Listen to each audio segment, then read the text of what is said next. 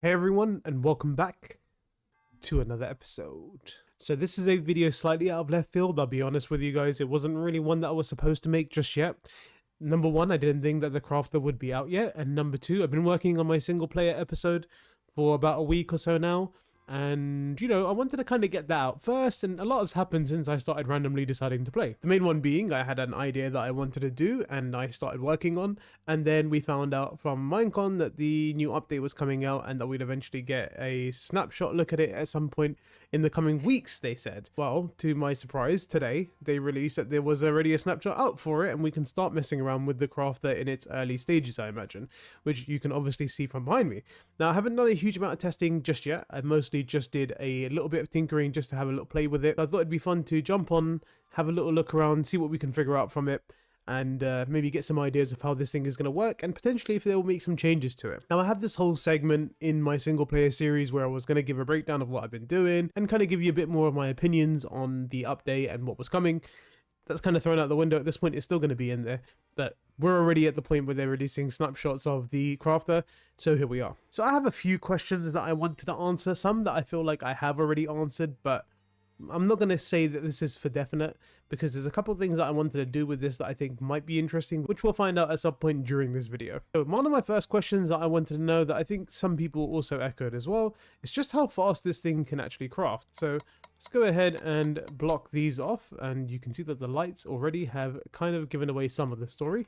So I wanted to see, can you craft as fast as possible? And the answer is yes. This thing can craft at 4 game ticks. I assume that the biggest problem in this is going to be in the long term when it comes to crafting a lot of items, is going to be just how fast you can get things into the crafter. At a certain point, it is going to be a bit tough to get anything to get things in there as quickly enough, but it's still good to know. Now, a couple observations which you probably already figured out. Number one was sound. So this thing does make sounds when it's empty and has nothing to craft. Also has a sound when it does have something to craft. One other thing that I recognize from Zoomer's video is that this actually does have an indicator when it's crafting, which is interesting to me. I don't necessarily see this being much of use to someone like myself, but I'm sure for earlier game players it might be useful for something. You got the indicator here, and if I go ahead and take the item out, you can see that it no longer flashes. It does, however, continue flashing with a redstone signal here, which is kind of cool. Another interesting fact is that the crafting table is also directional, so you can place it in certain arrangements in order to get things to match up, which I think is kind of cool, to be honest with you. You can have a little bit of fun with pattern making on this. Don't know how much is going to be very useful, but I think this actually makes a good decoration for maybe a floor or a ceiling. And the underside's pretty cool as well. It kind of reminds me a little bit of the smithing table. Another good thing to mention as well is that with a farm like maybe a slime farm, or if you just had a bunch of redstone that you wanted to craft as well, go ahead and do it with slime balls. This is pretty straightforward. You can pretty much just feed it in and leave this thing running. So if you had a slime farm, you could just let it trickle items into a crafter and go ahead and just constantly pulse it to go ahead and spit out items once it's ready to craft. So with simple crafting recipes, it isn't going to require too much brain power to figure out. You won't really need to use the signal strength in any way to use that power to craft stuff. So one of the things that I found really interesting and kind of strange, and maybe it's just me, is that blocking off a slot gives you a signal strength. Now, this is interesting for multiple reasons. The main one being is I had an initial idea for a use case for this to be used as a filter. I thought that would be useful, but if I'm not mistaken, a full stack now only increases the signal strength by 1, which means that you can't really detect how many items are in a specific slot. My original thought would be that you would have some form of update. So if there was multiple certain slots available, the signal strength would change depending on how many slots are available. So right now, obviously you can see let's go ahead and just put in 3 slots. I didn't think there would be any signal strength at this point, and I thought the signal strength would be adjusted to having full stacks in the remainder of the slots, as opposed to just having it be a signal strength per slot. A little bit strange and kind of throws a little bit of my idea out of whack, but still interesting. So one thing that I think would be worthwhile getting something on is maybe some indicator of when something has been crafted, in order to make this a clockless build. Okay, so maybe my initial thoughts on this were a little bit wrong. Maybe you can automate it without a clock, and this feels like to me, and again I might be oversighting a little bit here, it seems like to me it's maybe based on per item. So unless some categories have the exact same item type or the same crafting recipe shape, this might be a little bit more difficult to automate with any shape crafting recipe using fillers. I might be completely wrong on that. That may not be the case at all. But that's still an interesting point here. Just for the sake of argument's sake, I also decided it'd be a good idea to make a silent version, which is kind of nice. So that means you don't have to have a piston sound knocking around every time. So that's pretty good. This is a bit messy, obviously, because we're not doing real redstone here. This is mostly just for testing. But it's good to know we can get a silent version, although the crafting table still makes its noises.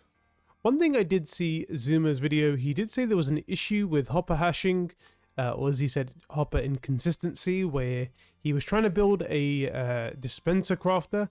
So I thought that'd be a good idea to take to the next step and see if I can duplicate the same issue, or just see if he had maybe had a little bit of a different setup and see if we can maybe remedy that with a little bit of extra legwork. One other quick side note, this makes for a really good terminal interface if you were doing like a build that had like electrical stuff. It could make for a good like interface to make it look like there's a terminal on the wall. I just realized because a crafting table's never been vertically available. So what you could also do here as well, you could also power it to make it seem like there's something happening with it, which is kind of nice. Although it does make a little bit of a noise when you get a little bit close, so it may not be the most ideal thing, but you could always set this up to give like random signals to make it look like it's doing something. So that's always a little bit of a nice decoration feature. In addition to that, when I said earlier that this would make a good ceiling decoration or a ceiling pattern that can actually be used in any direction, so that's pretty nice as well, so you don't have to worry about it in using it in a specific way. It can be used however you like. And honestly, I wish more of the blocks that had sides and faces were similar, because there's so much more versatility in being able to just rotate a block and use a different side of it for decoration or for building in general, which is pretty nice. So I would like to see this kind of thing implemented with basically everything else in the game. So my first step originally was just to make a container worth, where I can make a container's worth, and when this is filled we can just turn the machine off and not have it make any more. But if we remove one now, we should allow more crafting, but that should again turn it off. And if we go ahead and take a few of them out, we should be able to keep crafting again until we're going forward. This is just step one of the dispenser crafter, and again, please don't make fun of my redstone. This is for testing purposes only, okay? So this is the initial setup we are running. We are creating dispensers, which is amazing, by the way. Amazing to have dispensers crafted and not having to sit there as an input and deal with all of that. So that's pretty good. I'm going to let this run for a while. I'm hoping that if I get to a double chest, a barrel's worth of dispensers, we should be good. I think I have enough in here as well, so enough ingredients to keep us going. So that should be enough to get us keeping an eye on it. I'll make sure everything stays up to date and filled. And if something does break, hopefully I can keep an eye on it. Okay, so quick update so far. We are now almost at one row of dispensers in a barrel, and so far no issues with this at all. I've got ahead and increased capacity for storage as well, so that should make things a little bit easier. As far as the bows are concerned, no issue with this breaking at all at the moment. This did break, but I think I ran out of ingredients more than anything, so that's a whole different story. And while sitting around, I decided that it'd be a good idea to see how small we can get them. And I've managed to make it 1.5 wide tileable, and it's 1.5 wide because you could stack one of these over here as well. You need a center one to have a signal strength in here, so we can detect when this is full, so we can run the clock here. But yeah, so far this is also working okay as well, so we're at a stack and a half exactly so far. And so far hopper update or hopper hashing hasn't caused any issues, so that's pretty cool. And yeah, this is a great little setup here, especially for like day one. So it seems like you can tile these up pretty well. So one of my plans in my single player world is to make a redstone factory. Now the only real issue with this obviously is going to be that there isn't much storage in this dropper, so refilling something like this is going to be a bit tough. But I think this is 9 stacks of stuff anyway, so it should be fine. But as I was saying, 2 wide tileable, or sorry, 1.5 wide tileable, not bad for a start. I think if you make them 2 wide tileable, you can probably do, I mean, you could do something like this, and you could make it so these have to stay full, and then that way they won't leak into hoppers going downward. That would probably be a good idea, because then you can put a loader here, like one here, and then one here, and then same, or maybe do something like this, and then maybe do something like this, and then the last one could be down here again or something. I don't know, you could probably figure something out like this, but it kind of defeats most of the purpose of it. So while the one in the back is still currently running, I did just notice, so this one mostly finished, so you can see we got 64, we got almost an entire row, so we got 8 stacks and 46. Obviously this should be 9 stacks, right? Somehow that seems to have gotten lost somewhere, and I can't quite figure out how or why, and I might be overlooking something here, but there was like 5 gold ingots left in this one, 2 pieces of redstone, 1 gold ingot in here, and then none in any of these. So I'm not too sure how that would be the case, or why that would be the case. I thought we should have 9 stacks worth, and we should get 9 stacks returned.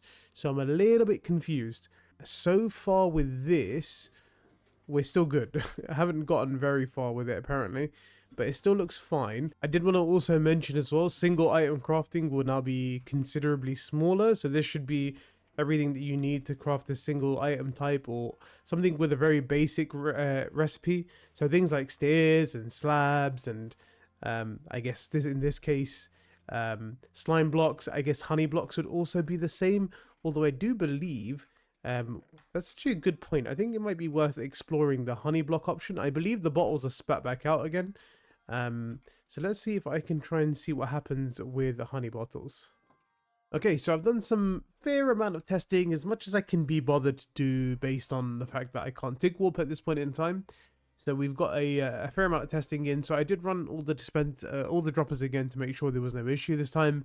And yes, my suspicion was correct. I was just making a mistake in terms of filling it up when I shouldn't have.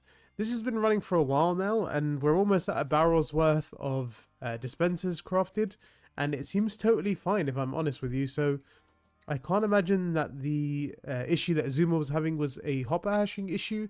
May have been that. I guess there is like a smaller chance of it happening, so I'm not sure. But so far, so good. No issues with that either. No issues on this side. Although that is missing too, but that might be my fault. Yes, it is.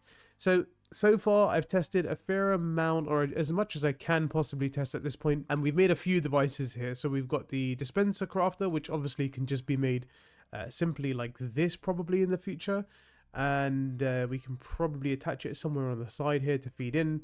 Obviously, we've got the other ingredients which you would need to worry about too, but I guess that can be something that you can figure out in long term. What would be really cool is if we somehow ended up with side hoppers instead, which is like hoppers that had entries like from the side here as opposed to just from the top, where you could kind of place it in like this, and then you could put barrels on the side here. That would be kind of cool. That would probably solve a little bit of issues with compacting stuff as well. Another thing I was thinking too is they were mentioning that the update will contain it will be a tinkering update, which makes me assume that we're going to be seeing more than just the crafter.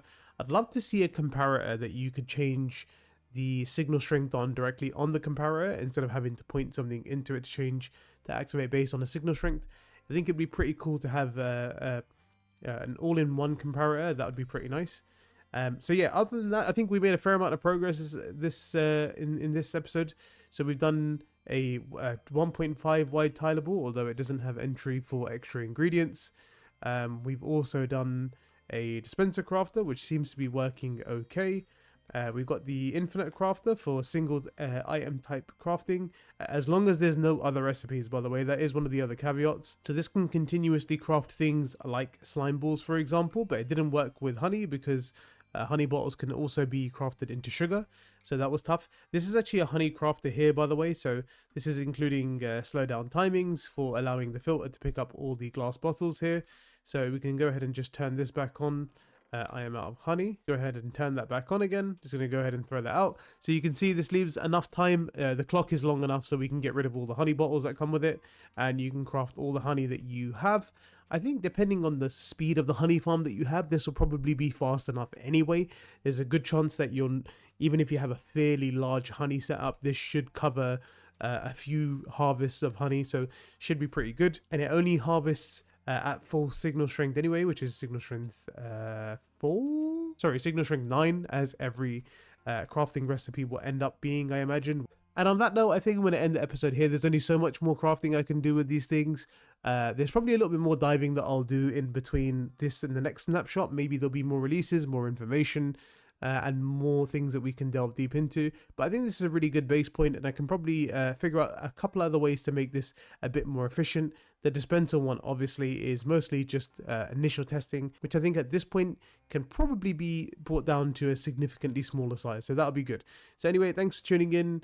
I'll see you in the next one. Look out for the next episode on my survival series where we get update 3, world update 3. So that'll be nice. And yeah, I'll catch you there. Bye-bye.